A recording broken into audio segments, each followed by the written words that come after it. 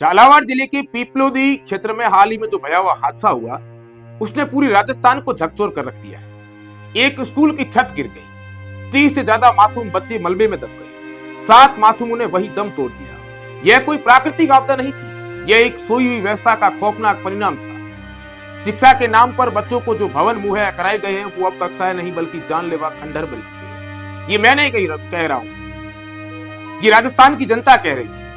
झालावाड़ की घटना के बाद सरकार थोड़ी देर के लिए जागी जरूर, लेकिन उसकी जागरूकता भी आदेशों और निलंबनों तक सिमट कर रह गई। सवाल यह है कि क्या ऐसी कार्रवाई से कोई बच्चा फिर सुरक्षित हो जाएगा? झालावाड़ की इस त्रासदी के बाद द बवाल न्यूज ने जैसलमेर जिले के गांव ढाणियों में फैले स्कूलों की पड़ताल शुरू की, क्योंकि हमें अपने दर्शकों से लगातार मैसेज, फोटो और वीडियो प्राप्त हो रहे थे। हमने एक फेसबुक लाइव भी किया, जिसमें कई ग्रामीणों ने अपने क्षेत्रों के स्कूल भवनों की भयावह हालत हमें दिखाई। उन तस्वीरों में गिरते हुए छज्जे थे, टपकते छतें थी, दरारों से भरी दीवारें। कई जगह तो कमरे ऐसे थे जिसमें न खुद शिक्षक अंदर बैठने की हिम्मत कर पाते हैं और न बच्चे। जैसलमेर जिले की हटार ग्राम पंचायत जो है, उसके अंतर्गत एक अंचित के तला का गांव, उसमें एक प्राथमिक विद्यालय की हालत देखकर साफ लग रहा है कि यहाँ कोई निर्माण कार्य सालों से हुआ ही नहीं। उस विद्यालय के अंदर ईंटें उखड़ चुकी है, पत्थर अलग पड़े हैं, दीवारें टेढ़ी हो चुकी है और बरसात में कमरे की छत से पानी ऐसे टपकता है जैसे कोई नल खुला। बच्चों को इधर उधर बिठाकर पढ़ाया जाता है और बरसात आने पर कभी कभार छुट्टी भी घोषित करनी पड़ती है। इसके अलावा लखा ग्राम पंचायत की मंगलाराम की ढाणी का स्कूल भी गैर जिम्मेदार सरकार की पोल खोलने के लिए ही काफी है। ग्रामीणों ने बताया कि कई बार जनप्रतिनिधियों से लेकर प्रशासनिक अधिकारियों तक इस विद्यालय के भवन के निर्माण के लिए गुहार लगाई गई, लेकिन सब कुछ कागजों में दब गया। उस विद्यालय के अंदर चारों तरफ जो दीवार है, उसमें दरारें पड़ चुकी है और दीवारों की जो ऊपरी सतह है वो अब चढ़ने लगी है, सड़ने लगी है। बच्चों के सिर पर पढ़ाई के नाम पर जो छत है, वह कभी भी मौत बनकर गिर सकती है। जैसलमेर जिले की एक चौहानी ग्राम पंचायत है, उसके पास में एक बिकेरी की ढाणी का कोई करके गांव है। वहां का प्राथमिक विद्यालय में उसमें एक ही कमरा है, जो न केवल पढ़ाई के लिए उपयोग होता है बल्कि चुनावी बूथ भी यही बनाया जाता है।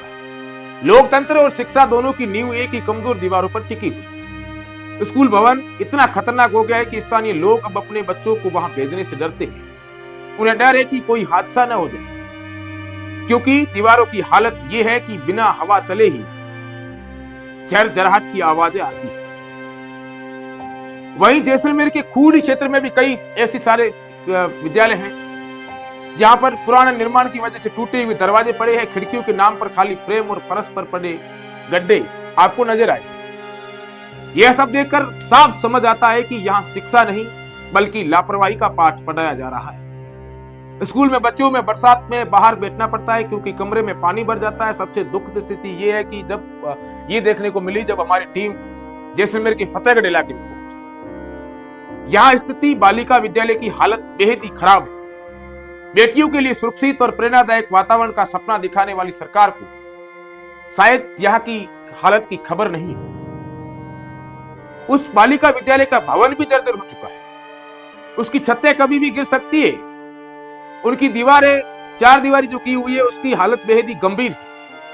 वहां पर सांप छिपकली आराम से घूमते हैं। जब हमने वहां के अध्यापकों से बात करने की कोशिश की तो किसी अध्यापक ने हमारे से बात नहीं की, बल्कि वहां के छात्राओं ने जब हमें बताया तो वो ये कह रही है कि हम डर के स्कूल आते हैं, लेकिन पढ़ना भी जरूरी है, इसलिए जान जोखिम में डालकर वो स्कूल आती है।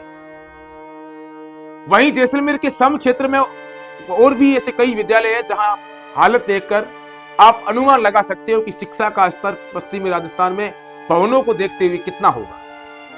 हमने फेसबुक पर जब लाइव किया तो कुछ ही मिनटों में जैसलमेर, पोखरण, फलसून, रामगढ़, फतेहगढ़ जैसे इलाकों से भी ग्रामीणों ने फोटो और वीडियो भेजी। कई स्कूलों की छतें झुकी हुई है, कई जगह खंबे तक झुक गए और कई विद्यालयों के दरवाजे तो इतने कमजोर है कि धक्का देने पर ही गिर जाए।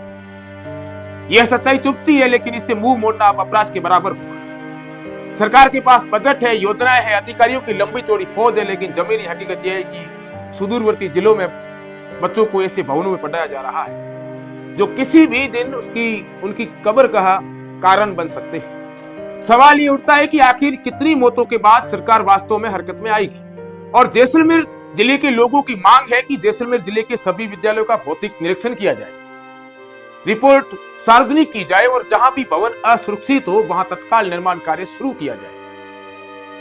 यह अब राजनीति नहीं बल्कि जिंदगी और मौत का सवाल है।